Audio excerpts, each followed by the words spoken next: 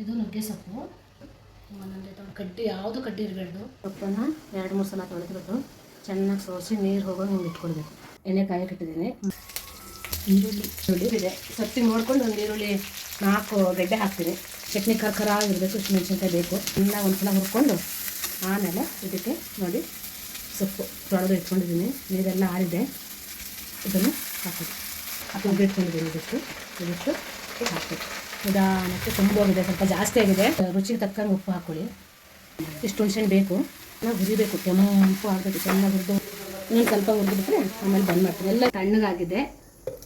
ಸ್ವಲ್ಪ ಬೆಲ್ಲ ಹಾಕಬೇಕು. ಸ್ವಲ್ಪನೇ ನೀರು ಹಾಕ್ಕೊಂಡು ರುಬ್ಕೊಳ್ಬೇಕು. ನುಗ್ಗೆ ಸೊಪ್ಪಿನ ಚಟ್ನಿ ರೆಡಿ. ಗೆಸ್ಟ್ ಅಪಿಯರೆನ್ಸ್ ಆಗ್ತಾ ಅನುಶ್ರೀ ಅವ್ರು ಬಂದಿದ್ದಾರೆ ಚಟ್ನಿ ಟೇಸ್ಟ್ ಮಾಡೋಕ್ಕೆ. ಹೆಂಗಿದ್ದು ಚಟ್ನಿ ಮಮ್ಮಿ? ನಿಜವಾಗ್ಲೂ ಚೆನ್ನಾಗಿದೆ, ತುಂಬ ಟೇಸ್ಟಿ ಆಗಿದೆ. ನಾನು ಫಸ್ಟ್ ಟೈಮ್ ಟ್ರೈ ಮಾಡಿದ್ದು. ಬಾಯಲ್ಲಿ ನೀವು ಬರ್ತಿದ್ದೆ ನಿಜವಾಗ್ಲೂ. Thank you.